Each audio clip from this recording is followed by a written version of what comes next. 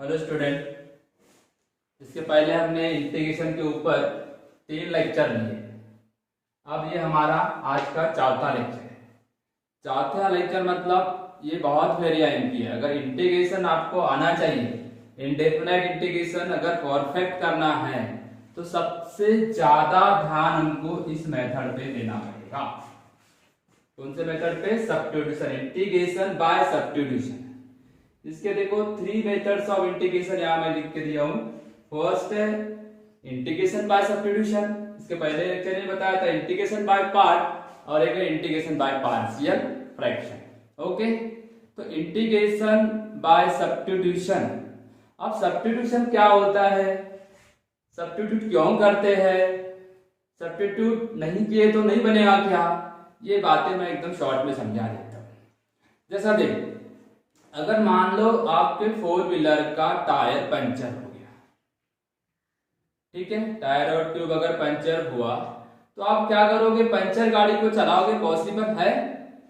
थोड़ी देर चलेगी, फिर टायर पूरा खराब हो जाएगा, उसके बाद रिंग खराब हो जाएगा, पूरी गाड़ी खराब हो जाएगी। मतलब हम पंचर टायर पंचर ट्यूब वाली गाड़ी चला ही नहीं सकते। वैसा इंटीग्रेशन में अगर मैं एक हाथ ऐसा एग्जाम्पल लिखा, जैसे ये sec x स्क्वायर x और एक tan x। अब इस एग्जाम्पल को देखोगे ना तो इंटीग्रेशन में ऐसा कोई फॉर्मूला नहीं है, ऐसा कोई स्टैंडर्ड रूल नहीं है कि इसका इंटीग्रेशन डायरेक्ट आ जाए। मतलब ये वाला इंटीग्रेशन अभी पंचर हो गया। अब पंचर हो गया तो इसमें मेरे को सब्स्टिट्यूशन करना पड़ेगा। क्या करना पड़ेगा? सब्स्टिट्यूशन। यानी जैसे कि सब्स्टिट्यूशन यानी हम कोई भी 4 व्हीलर का टायर या ट्यूब पंचर होता है तो उसके जगह हम क्या लगाते हैं? स्टेपनी लगाते हैं। तो स्टेपनी मतलब सब्स्टिट्यूशन, ठीक है। स्टेपनी लगाएंगे तब हमारा गाड़ी आगे चलेगा। अच्छा, तो हर 4 व्हीलर का स्टेपनी अलग होता है। आप ये मत सोचना कि मेरे पास अगर ट्रक की स्टेपनी है और वो ट्रक की स्टेपनी या बड़े बस की स्टेपनी अपने छोटे 4 व्हीलर में लगाऊंगा, पॉसिबल है क्या? नहीं।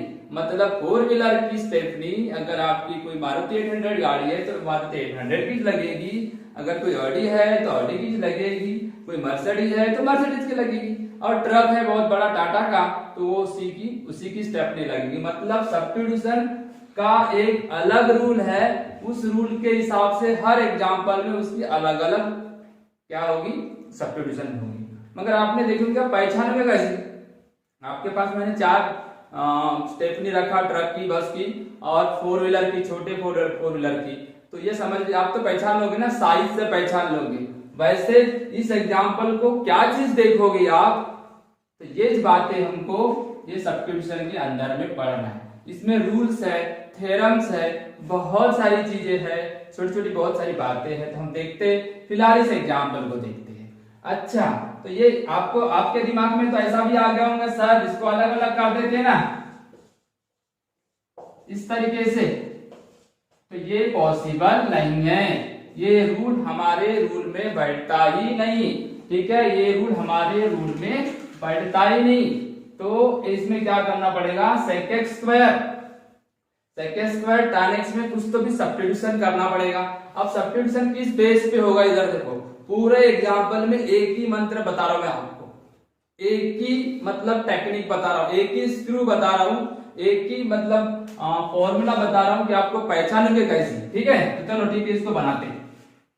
sec x square tan x, इस एग्जाम्पल में देखो आप, इस एग्जाम्पल में क्या है? sec x square tan x लिखा है कि नहीं?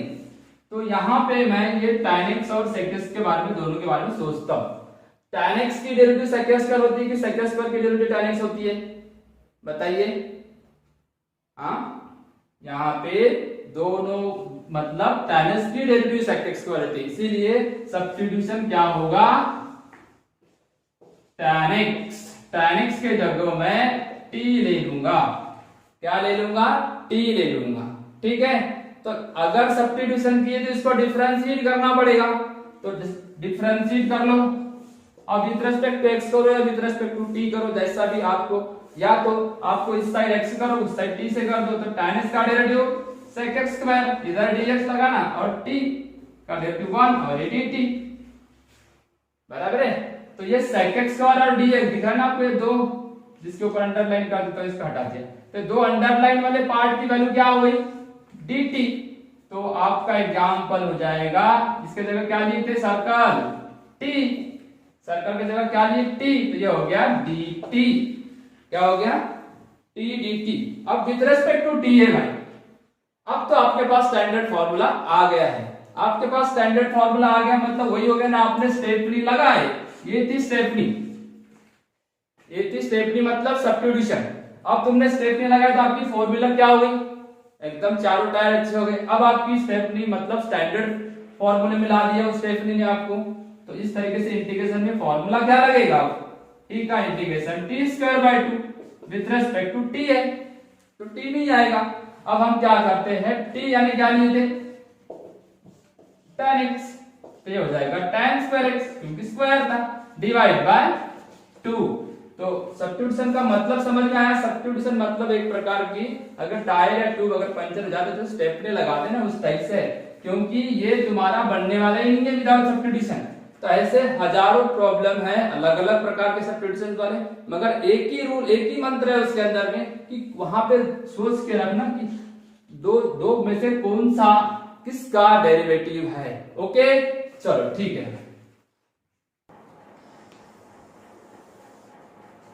इधर देखो सब्स्टिट्यूशन में कुछ रूल्स है।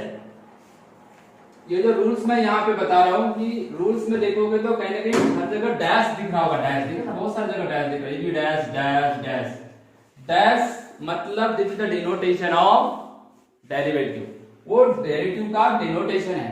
मतलब सब्स्टिट्यूशन ये जो भी करोगे वो वहां पे उसका डिफरेंशिएशन लगा हुआ रहेगा। जैसे देखो यहाँ से कोई भी चार में से कोई एक उठाते, चलो थर्ड उठाते हैं। थर्ड में आपको देखो integration f' upon f(x) dx, ठीक है।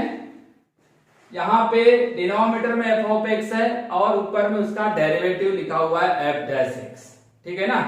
अब आपको यहाँ पे अगर सब्स्टिट्यूशन करना है, पुट करना है, पुट करना है तो क्या पुट करोगे, मतलब f'(x) किसकी डेरिवेटिव है, f(x) की। ये डिफरेंशिएशन में आपने देखो, इसीलिए मेरे को f(x) के जगह t पुट करना पड़ेगा, सब्स्टिट्यूट कर दिया।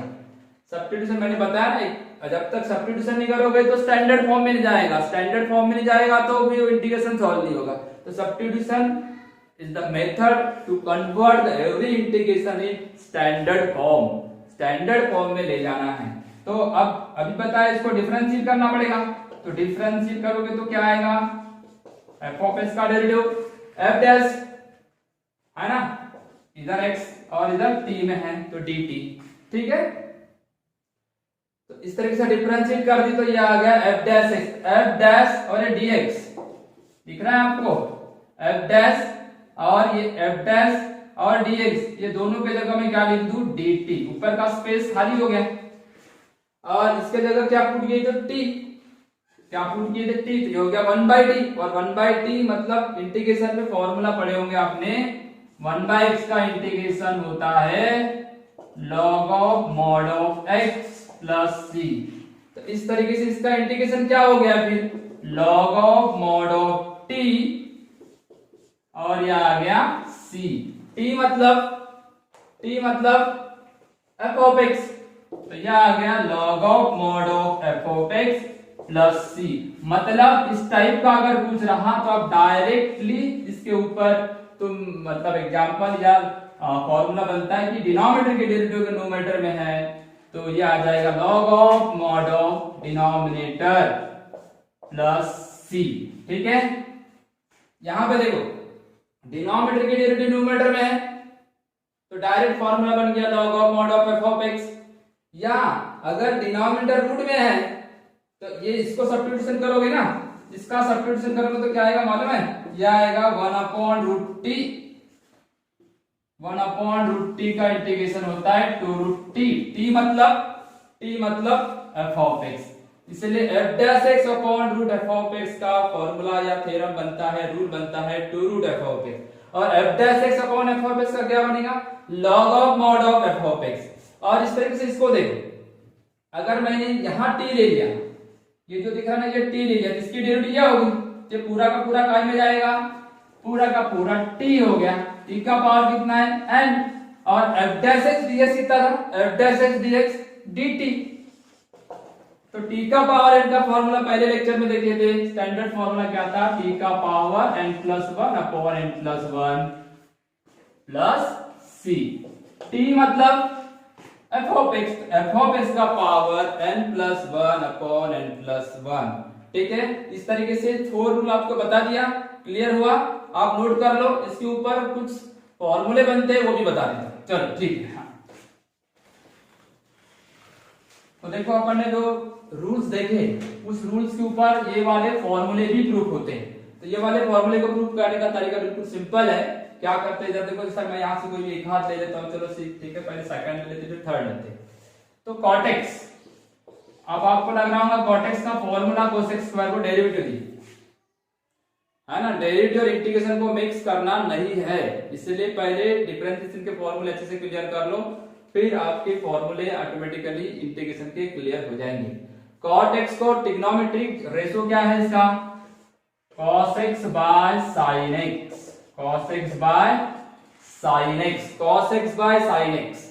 अब देखो डिनोमिनेटर में क्या है sin x, डिनोमिनेटर में क्या है sin x, अगर sin x का डेरिवेटिव है cos x, अभी हमने यहाँ पे रूल्स पढ़े f dash x upon f of x, इस रूल को डायरेक्ट फॉलो करते हैं। f ऑफ x दिख रहा है ना, इसकी डेरिवेटिव यहाँ पे है क्या, तो हमने क्या फॉर्मूला लिखे थे, क्या रूल था वो, log of mod of f of x, इसको प्रूव किए थे।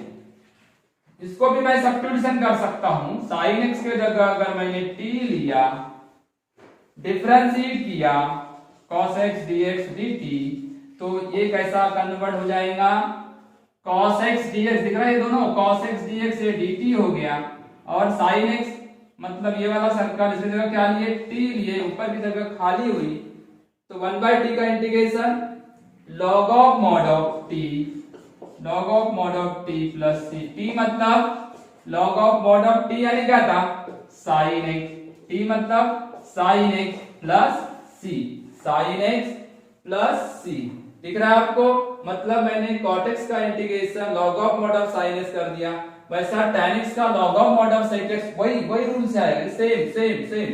अब log ऑफ sec x का भी integration log of mod of sec x plus tan x आएगा, और ये sec x plus tan x trigonometry में जाके देखना, इसका कन्वर्जन करना sin cos में, फिर एडिशन फॉर्मूले में, और फिर इस तरीके से जाएगा। एडिशन फॉर्मूले जाने के बाद ये आपको sec x plus tan x का ये क्या है, ये अल्टरनेटिव उसका वैल्यू है, मतलब sec x plus tan x equal to tan pi by 4 plus x by 2 होता है, इसलिए इसके जगह अपन इसको भी लिख सकते हैं। वैसा cosec x का इंटीग्रेशन मैं इसी बेस पे सॉल्व करूंगा ना, तो मेरे को क्या मिलेगा, cosec x minus cot x log, और इस cosec x minus cot x की जो वैल्यू है ट्रिग्नोमेट्री में वो है tan x बाय 2। इसको फॉर्मूले में कन्वर्ट करके एडिशन फॉर्मूले, डबल एंगल वाले फॉर्मूले लगाओगे, थोड़ा सा सिंपल फॉर्म में लाओगे, तो आपको इसकी जगह ये वैल्यू आएगी।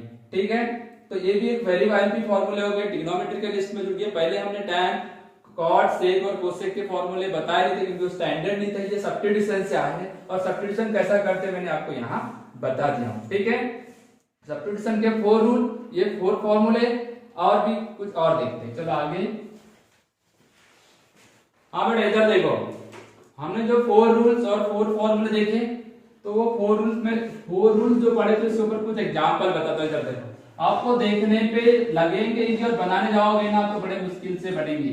साइन का पावर कितना ले लिया, 8, और यहां ले लिया मैंने cos x dx, cos x dx। Rule याद आ रहा होगा, मैंने इसमें रूल लिखा दिया था शुरुआत में, तो उस रूल को देखोगे तो ये इस टाइप का रूल है, f ऑफ x का होल पावर n था, और ये जो f ऑफ x है मतलब sin x उसकी डेरिवेटिव बाजू में लिखे रहेगी, मतलब f डैश x dx, दिख रहा है, तब जाके इसका फॉर्मूला बनाता है, डायरेक्ट फॉर्मूला बनाता है f ऑफ x का whole power n plus 1 upon n plus 1। ठीक है, इस फॉर्मूले से हमने उसको बनाए थे, इस रूल से मतलब सब्स्टिट्यूशन से जाया था। अब यहाँ पे देखो, इस एग्जांपल को देखो, है ना, इस एग्जांपल को देखने के बाद कुछ हलचल मची दिमाग में, ये sin x है, ये cos x है। ठीक है, तो यहाँ पे sin का डेरिवेटिव cos है, मतलब आपको पुट करना क्या है, फिर साइन एक्स। एक तो आप सब्स्टिट्यूशन से बना लीजिए या तो फिर ये रूल बता रहा हूं इससे डायरेक्ट आंसर निकाल लीजिए। आंसर आ जाएगा आपका एक पावर बढ़ेगा किसका, पावर के अंदर कौन है साइन एक्स, तो एक पावर बढ़ा लो 9 प्लस सी, ये आंसर आएगा। अगर सब्स्टिट्यूशन से बनाना है, सब्स्टिट्यूशन बताना मैंने शुरुआत में वो स्टेप नहीं है, ये ऐसी बनने वाली नहीं है। आपका इंटीग्रेशन पूरा पंचर है, पंचर को सुधारना है तो पंचर को सुधार लो, नहीं तो किसी जगह स्टेप नहीं लगा तब तक वो गाड़ी आगे नहीं जाती, वैसा इंटीग्रेशन आगे जाने वाला नहीं है। तो मतलब स्टेपनी बदल दो तो ये डायरेक्ट हो गया, नहीं तो फिर मैं पंचर सुधारूंगा, तो पंचर सुधारने के लिए वही प्रोसेस करना पड़ेगा मेरे को सब्स्टिट्यूशन की। ठीक है, तो साइन एक्स की जगह मैंने टी ले लिया, अब मैं इसको डिफरेंशिएट कर दूंगा। साइन एक्स का डेरिवेटिव cos x, इधर विद रिस्पेक्ट टू x, उधर विद रिस्पेक्ट टू t। अब दिख रहा होगा ना ये cos x dx, तो ये आ गया आपका, इसके जगह तो आपने t लिया हो ना, इधर देखो t, तो ये t का पावर 8 और ये dt आ गया स्टैंडर्ड रूल में। मतलब सब्स्टिट्यूशन करता क्या है, सब्स्टिट्यूशन करता क्या है, सब्स्टिट्यूशन इंटीग्रेशन को स्टैंडर्ड फॉर्म में लाता है, और स्टैंडर्ड फॉर्म में लगा के फटाफट आंसर लाओ, आ गया आंसर। अब t के जगह क्या लिखोगे sin x, तो ये मिल जाएगा। क्लियर, ऐसे कितने तो भी हजारों एग्जाम्पल हम इसके ऊपर लिख सकते हैं। ठीक है, याद रहेगा। और भी एग्जाम्पल देखते हैं, चलो देखते हैं। इसमें जेडबलई मेन का है 2016 का, 2016 में इसको पूछा है। इधर देखो इंटीग्रेशन यहाँ पे दिया हुआ है tan का पावर nx dx। ठीक है, अब आपको i4 और i6, i4 मतलब n की वैल्यू 4 है और n की वैल्यू 6 है। ठीक है, तो उसका आंसर लिखा उसने a tan का power 5x plus b x का पावर 5 प्लस c, सीधे इंटीग्रेशन कांस्टेंट हो सकता है, इंटीग्रेशन कांस्टेंट लिखा है। देन द ऑर्डर्ड पेयर, मतलब यहाँ पे ऑर्डर्ड पेयर ए बी की वैल्यू निकालना है। यहाँ पे 4 ऑप्शन भी दिए हुए, आप लगा के देख लो क्या लॉजिक लगता है। ये तो सिर्फ गिवन है, आपके पास ये इसके बारे में सोचना है। i4 और i6 का आंसर लिखा है, i4 plus i6, i4 plus i6 यानी क्या होगा, i4 है, ये कितना था in था, यहाँ n था, तो ये क्या हो जाएगा tan का पावर 4 प्लस, मर्ज हो जाएंगे दोनों इंटीग्रेशन, इंटीग्रेशन प्लस और माइनस का तो मर्ज जाते हैं, प्रोडक्ट में नहीं होता और डिवाइड में मर्ज नहीं होता, तो ये मर्ज हो गए दोनों, होल dx। अब यहां देखो tan का पावर 4 है, tan का पावर 6 है, तो मैं क्या कर लूंगा यहाँ tan का पावर 4 को कॉमन निकालता हूं। अब आप अगर कोई लॉजिक tan का पावर n का कोई फॉर्मूला नहीं बताया गया ना, तो है अभी बहुत आगे में आएंगे, पर एक साथ यहाँ दोनों देखो, इसका पावर 4 है, इसका पावर 6 है, ये दोनों के बारे में सोचो क्या कॉमन निकल सकता है। tan का पावर 4 को कॉमन निकालते बेटा, तो यहाँ 1 प्लस tan स्क्वायर x बचेगा, 1 प्लस tan स्क्वायर, और 1 प्लस tan स्क्वायर क्या होता है, 1 प्लस tan स्क्वायर क्या होता है sec x स्क्वायर x। अभी तो मैं सिंपलेस्ट फॉर्म ही ला रहा हूं उसको, अभी तो यहाँ जो गिवन था उसमें लाया, फिर कॉमन निकाला, फिर ट्रिग्नोमेट्रिक आइडेंटिटी लगाई। अब देखो, अब ये sec x स्क्वायर की तरफ ध्यान दो, sec x स्क्वायर मतलब derivative of tan, derivative of tan, इसका मतलब ये हुआ कि आपको यहाँ पे tan पुट करना है, सब्स्टिट्यूशन करना है। सब्स्टिट्यूशन आया तो समझ लेना इंटीग्रेशन आया 100%। ये सबसे ज्यादा क्वेश्चन इसके करना है आपको, मैं जो डीपीपी भेज रहा हूँ उसको भी सॉल्व करो, उसका सॉल्यूशन 12 घंटे में भेजता हूँ आपको। tan का पावर 4 है, तो मेरे को यहाँ सब्स्टिट्यूशन क्या करना पड़ेगा tan, क्योंकि यहाँ ये देखो, इसको देखते हुए सब्स्टिट्यूशन करना। ध्यान दो एक बार फिर से, कौन किसकी डेरिवेटिव ये चेक करो, sec स्क्वायर पुट करोगे तो ये थोड़ी ना आने वाला है, इसलिए tan पुट करोगे तो ये आएगा। मतलब पूरा सब्स्टिट्यूशन में 99% डिफरेंशिएशन काम में आने वाला है। अब देखो, इसके जगह क्या लिया आपने t लिया ना, tan x, तो tan x मतलब tan x का पावर कितना है यहाँ पे 4, तो t का पावर 4। अभी बताया tan x को अगर डिफरेंशिएट करते तो ये मिल जाएगा sec x square x dx equal to dt, मतलब sec x स्क्वायर dx की जगह मैं dt रखूंगा, tan x की जगह t पुट कर दिया, डिफरेंशिएट किया तो ये मिला, अब ये देखो आ गया स्टैंडर्ड फॉर्म। अब तो बिल्कुल लड्डू है, अब तो कुछ है ही नहीं। तो ये आ गया आपका t का पावर 5/5 प्लस c, t का पावर 5/5 प्लस c।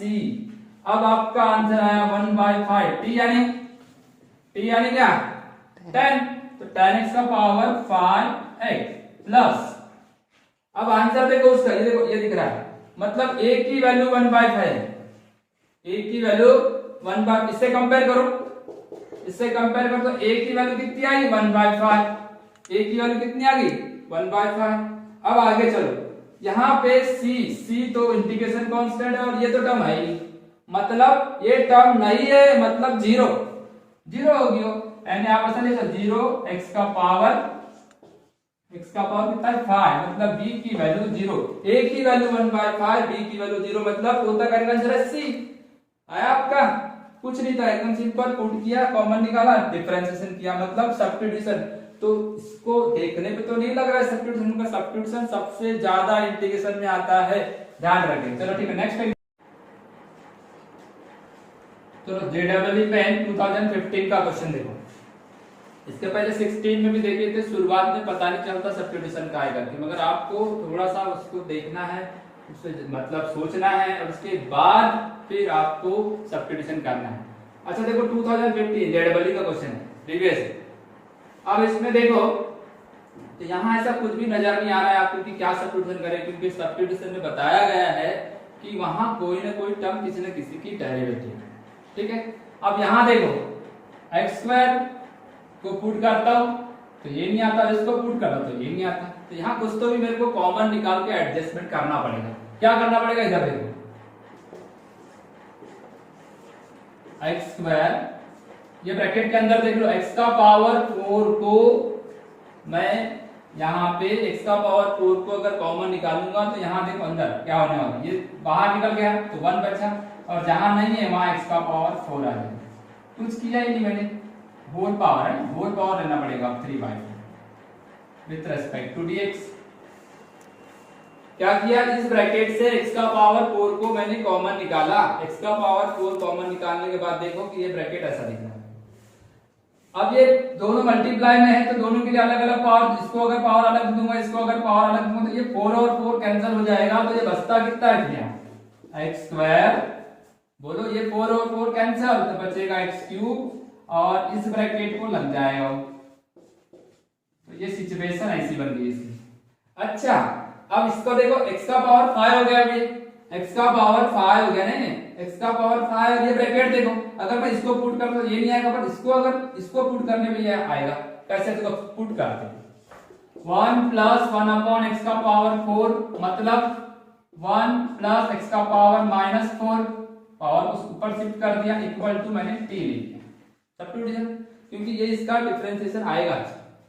अब इसका डेरिवेटिव लेते हैं, डिफरेंशिएट करो विद रिस्पेक्ट टू x। चलो 1 का डेरिवेटिव क्या होगा 0, x का पावर 4 का -4 सामने आएगा, एक पावर कम होगा, बोल dx टू dt। अब इसको थोड़ा सा सॉल्व करते हैं तो ये आ जाएगा तुम्हारा -4, ये पावर नीचे शिफ्ट हुआ तो x का power 5 dx equal to dt, ठीक है। 1/x का पावर 5 dx, ये 4 को उधर भेज दिए तो dt/-4, dt/-4। अब x का पावर 5, 2 और 3 5 होते ना, dx/x का पावर 5, ये x का पावर 5 हो गया, ठीक है। dx/x का पावर 5 मतलब ये आ गया आपका dt/4, है ना। और ये टर्म जो दिख रही ना, ये 1 + x का पावर 4, इसके जगह क्या लिया था t, तो ये हो गया 1/t, और एक क्यूब था ना, क्यूब नहीं, होल पावर 3/4 था, तो ये 3/4 ही रहेगा। अब इसका इंटीग्रेशन ले सकते हैं क्योंकि ये स्टैंडर्ड फॉर्मूले में आ गया, तो ये ले लो t का पावर -3/4 dt, और ये 4 को बाहर कर दिया।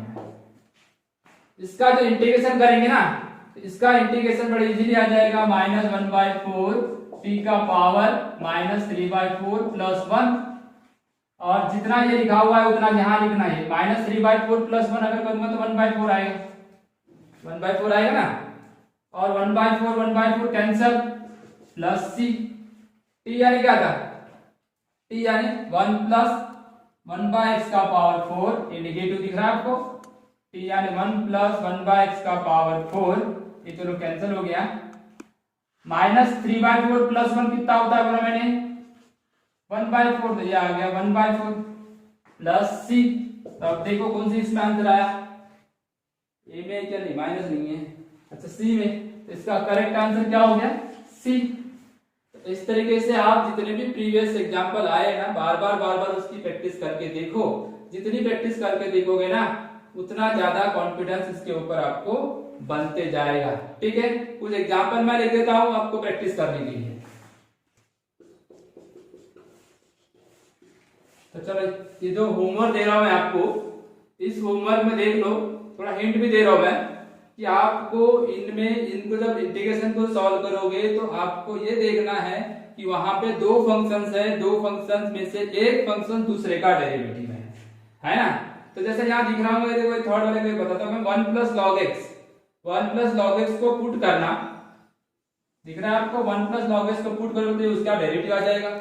यहाँ पे आपको शायद अगर डिफरेंशिएशन में ये फॉर्मूला, अगर इनवर्स ऑफ डिफरेंशिएशन नहीं पढ़ेंगे तो मैं लिख देता हूँ, ये इसका डेरिवेटिव क्या होता है करके, 1/1 प्लस एक्स स्क्वायर, इसका यूज करना। इसके जगह टी पुट करोगे तो आपको मैं यहाँ से डायरेक्ट आंसर बता सकता हूँ। अगर ये सब चीजें अगर सिस्टमेटिक है तो आपको इनके डायरेक्ट आंसर आएंगे, अगर प्रैक्टिस अच्छी है तो। नहीं तो फिर तो देखने से ही समझ में नहीं आएगा कि आपको इसमें करना क्या है। e का power x minus 1 upon e का पावर x प्लस 1, इनको दोनों को अलग अलग कर देना।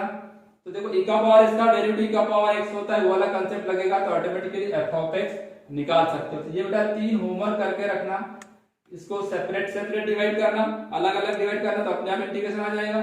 इसमें tan इनवर्स के जगह t पुट करना, ये उसका डेरिवेटिव है तो बराबर वो डायरेक्ट रूल्स में चले जाएगा। ये भी उसी टाइप से आएगा, 1 प्लस लॉग एक्स को पुट करोगे तो 1/x उसका डायरेक्ट इंटीग्रेशन, डायरेक्ट डेरिवेटिव मिलेगी और फिर बाद में डायरेक्ट आपको फॉर्मूला मिल जाएगा।